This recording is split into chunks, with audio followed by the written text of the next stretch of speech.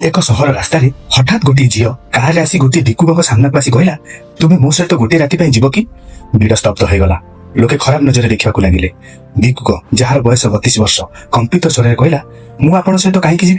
झीलटी गंभीर ही कहला कारण मु तुम आखिरे जीवन को देखा चाहे। तुमर भोक तुमर परिस्थिति तुमर वेदना मु अनुभव करने को चाहे।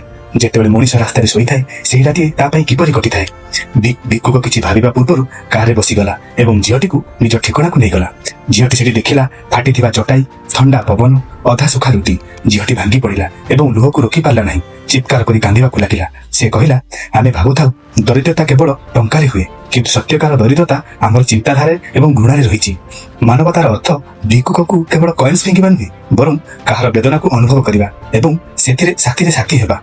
पूरा कहानी देखा भूम स्माइल चैनल को सब्सक्राइब करंतु एवं कमेंट लिखंतु पूरा कहानी दियो। जदि आपन के कहानी आपन को मन को छुईची तो भूम स्माइल चैनल को सब्सक्राइब करबा को भूलंतु नहीं।